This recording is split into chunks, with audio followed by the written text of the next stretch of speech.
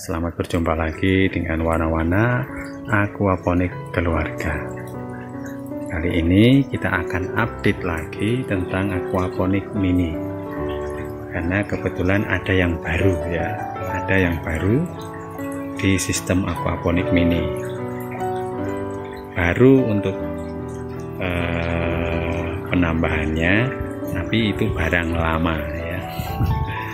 Jadi itu yang baru. Sebelumnya kita lihat dulu update untuk tanaman.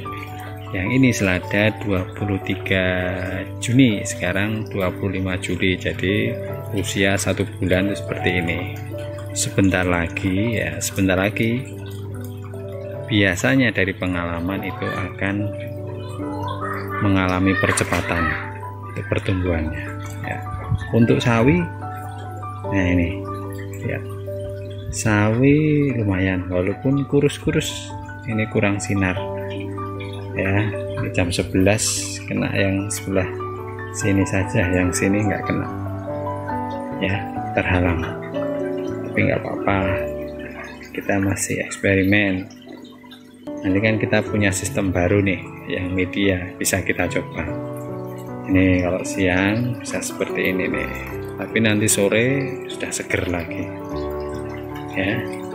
Itu untuk tanaman baru juga ya. Sekarang kita akan mengulas tentang grow bed yang baru. Oke, untuk sistem yang baru atau grow bed yang baru ini kita buat dari talang, ukurannya 1 meter ya, talang air. Nah, jadi kita ingin menambah satu sistem yang berbeda. Di sini kita, atau biasa disebut di sini adalah sistem aliran bawah ya.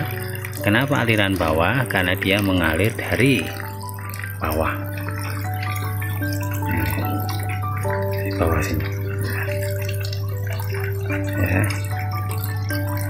Nah, supaya bisa mengalir dengan lancar, jadi kita harus menggunakan, jadi di bawah ini adalah media-media yang ukurannya nih, ukurannya sedikit lebih besar daripada yang di bagian atas ya. Di sini kan pasir malang ukurannya segini ya.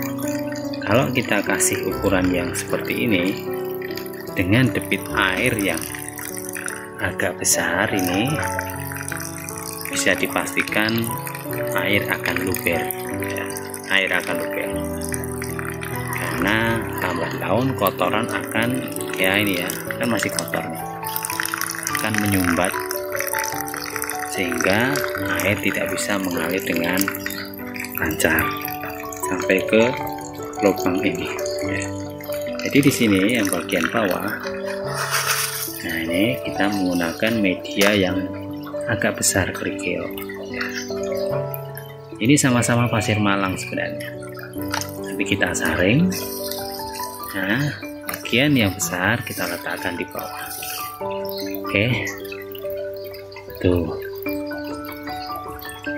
Jadi media yang kita gunakan adalah pasir malang, bagian bawah yang ukuran agak besar, kemudian bagian atas yang kecil. Nah, kenapa bagian atas masih bisa basah? Itu karena adanya efek kapilaritas ya. Mereka saling bersentuhan dengan yang bagian bawah, sehingga bagian atas tetap basah. Dan di satu sisi memang itulah kehebatannya dari pasir ya. Sehingga nanti ketika mengalir, air yang ada itu akan hanya di bagian sini ya. Dan ingat bahwa debit air yang harus dipertahankan itu jangan terlalu besar.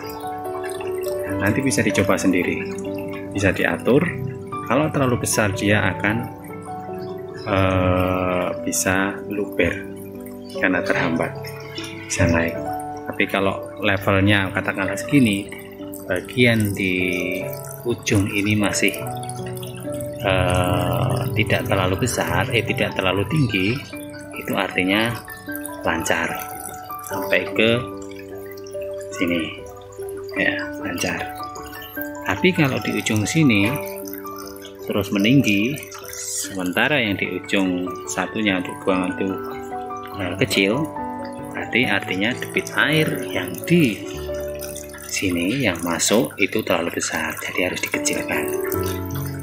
Jadi di sini memang kita buat ini cabang dua, satu menuju ke kolam langsung, satu ke tanaman, supaya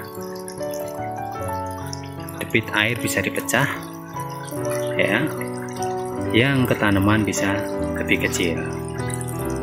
Kalau misalnya lahan yang digunakan itu masih ada, kita bisa menambah satu lagi, yang dibuang di kolam bisa kita alirkan menuju ke grow bed satu lagi. Tuh, tinggal nanti pengaturannya itu. Nah, untuk lebih detail di sini ya, ini dari grow bed kita buang, karena di sini dari DFT itu ada genangan ya.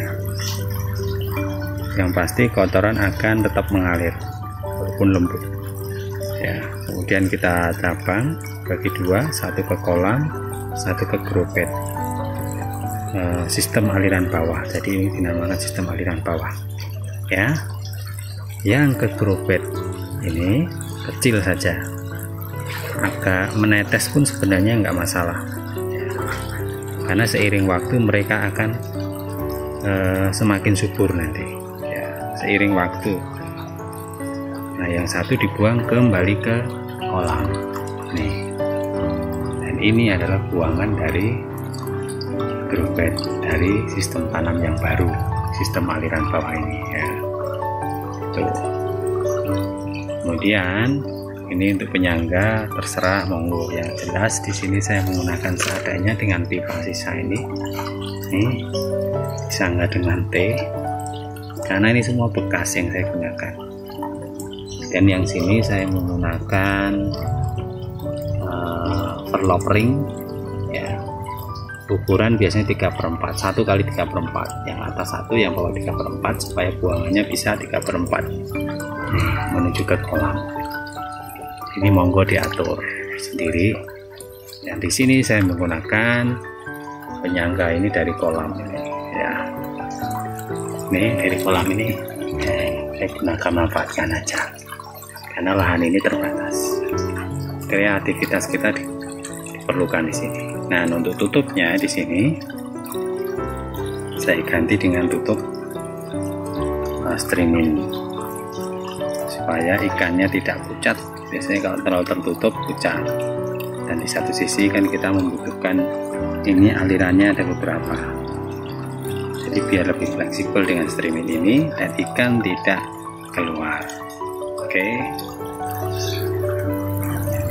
Nah, selain media yang kita gunakan untuk membantu ya mengatasi penyumbatan ya, terutama di media yang lembut seperti pasir malang ini, dan semua sistem aquaponik yang menggunakan media, kita akan mengisi media ini dengan cacing tanah. Oke, nanti kita cari cacing tanah di sekitar sini, banyak di tempat kita. Nanti kita perlihatkan ya, supaya apa, nanti jika terjadi penyumbatan itu cacing tanah itu akan memakannya dan kemudian menempatkan di bagian atas. Nah, itulah hebatnya, sehingga bagian atas itu bisa subur berkat dari kotoran cacing tanah. Oke, seperti di media-media seperti ini. Nah, kenapa mereka bisa tumbuh subur, katakanlah ini ya, atau mungkin ini, itu dia kering di sini, tapi adanya cacing, dia membawa kotoran itu di area-area sekitarnya.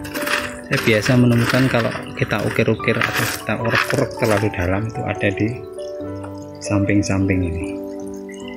Jadi mereka itu bisa subur. Ini kita sudah mengumpulkan cacing-cacingnya. Oke, kita isikan di grow bed. Oke ya.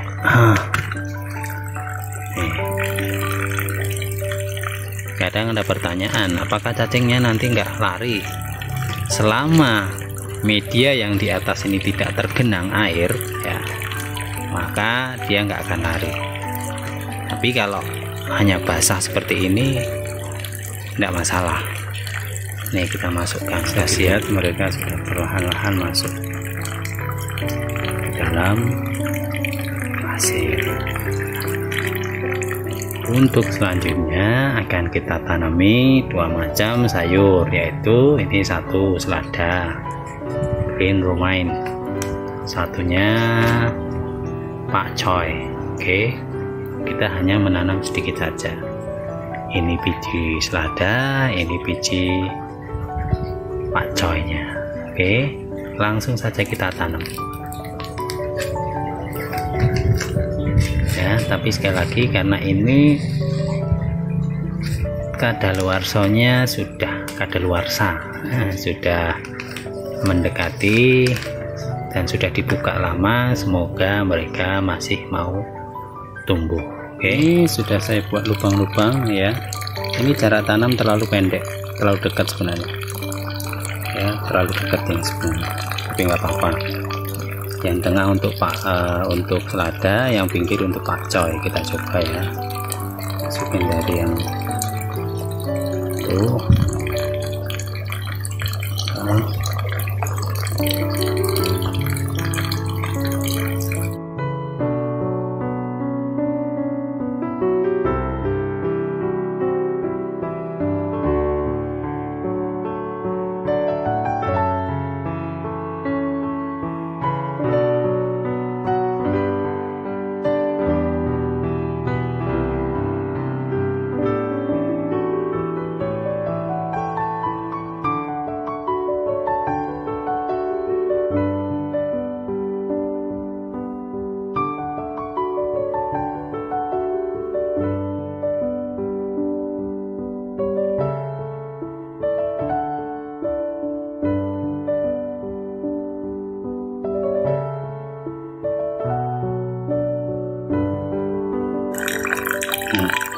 Satu lagi belum.